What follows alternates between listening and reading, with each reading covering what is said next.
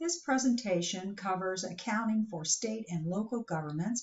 It is a very short summary of government accounting, which is a very specialized area of accounting and really goes under the GASB and not GAAP, although some of the stuff is similar. The main difference is that with accounting for state and local governments, the focus is limited resources and allocation of those resources.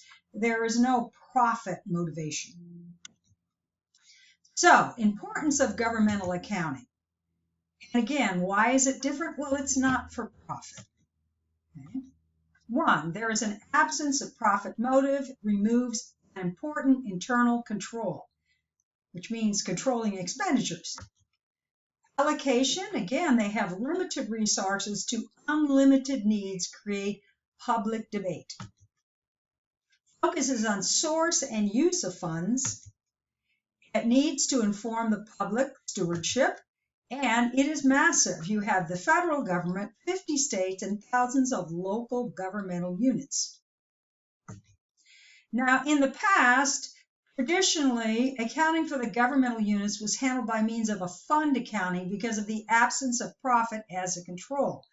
Now, what does this mean? Well, all they focused on is what was happening this year, i.e., what they would do is estimate how much money I'm going to get at the beginning of their fiscal period, and then they would spend as if they're getting that money in hopes that they would. And so they didn't look at future obligations. All they did is look at the current year. Now, GASB 34 radically altered this traditional and now requires that government-wide financial statements be produced in addition to fund-based financial statements previously required. The primary focus of governmental accounting remains the source and use of financial resources as well as the balances and their allocations. So now we've ended up with something that is more similar to GAAP reporting. So now we're able to see under GASB, government-wide financial reporting, we're able to see commitments that are beyond 1 year. Now, because of GASB number 34, there are two sets of financials, and I don't know how they reconcile these. The first is the fund financial statements, and these are the way that used to be done, which is fund accounting, which just shows restrictions on the use of resources, reports, remember, only current revenue and expenditures from certain activities. Then we have government-wide financial statements. These report all revenues and costs with a long-term focus of interest to creditors to assess likelihood of being paid. Now, what are fund financial statements? They report on individual government activities. They show the primary measurement focus, again, is current financial resource, especially cash and receivables. Assesses physical accountability in raising and utilizing fund. The timing of recognition in most cases is based on a modified accrual accounting. Now, with fund accounting, there are 3 groups of funds, and within these, there are many more funds. So, one category we have is governmental funds. Here, we're accounting for activities related to servicing the public. Proprietary funds, accounting for business type activities, and fiduciary funds, accounting for financial resources held for others as trustees. Now, fund accounting, we have 2 statements, a balance sheet and a statement of revenue, expenditures, and changes in fund. Fund-based statements will include information on fiduciary funds. Fund financial statements. These statements will be different from government-wide financial statements for 3 reasons. The internal service fund are included in separate statements for property funds. Now, internal service funds are what we would consider intercompany transactions, which means they go away once we provided the financials but in fund accounting they don't. They're shown separately. The current fiscal resources measurement basis is used, and they use modified or accrual accounting. Now, what are government-wide financial statements like? They report on financial affairs as a whole, assess operational accountability, the government's ability to meet its obligations, current and long-term, focuses on economic resources, utilizes accrual accounting, comparable to business accounting, and help users evaluate government's financial decisions and its long-term stability. Now, the next thing we're going to cover is the importance of a budget when it comes to the government. Now, the budget serves several purposes. It expresses public policy, it expresses financial intent, it provides control by establishing spending limits, and it compares actual results to the budget as a means of evaluating performance. It indicates whether there is sufficient revenue to pay for expenditures. Now what we're going to do is we're going to take a look. So here is our example. Assume a town enacts a motel excise tax to promote tourism and convention, and they estimate that these will generate $410,000 in special revenues.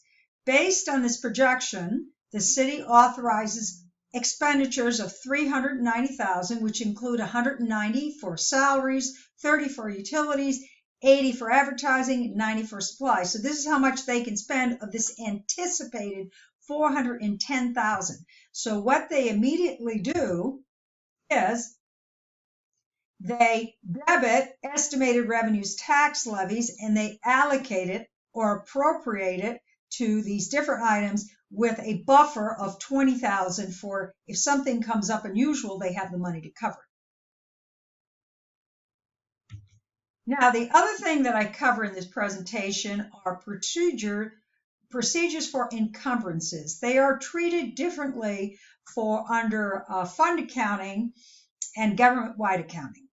In a governmental unit, purchase commitments and contracts are recorded, even though they may not yet represent liabilities. We do that under fund accounting. A recorded commitment or contract is called an encumbrance. Now, what it really is say they have a budget for $100,000. If they decide to buy something, what they need to do is take it out of there and show it as encumbered, because that means somebody won't be able to come back and spend that money. So let's walk through a difference. Well, first, let's talk about the difference for fund-based financials when we have encumbrances. In their case, an entry is required for fund-based. An entry is required again to record the encumbrance. An entry is required when the bill is received. Reverse the encumbrance and book the liability. Under government-wide financials, we do nothing when we create the encumbrance. We don't do anything until we receive a bill, and then we set up a liability. So let's look at an example for fund-based versus government-wide statements. Okay, the city decides to buy a new truck for its general fund with an estimated cost of $100,000. When it is received, the actual cost is $105,000 and payment is made. What are the journal entries under fund and government-wide accounting? Also, what information would be shown for each type of financials? Okay, for the fund-based accounting, the first entry that would be made is when the decision is made and they order the truck, they immediately set aside $100,000 for encumbrance truck. When the invoice is received, they're going to reverse that and then set up the liability.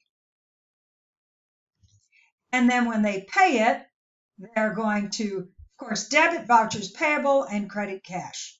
Now, on the statement of revenue, expenditures, and change in fund balances, an expenditure of $105 will be shown, and cash will also decrease by that amount.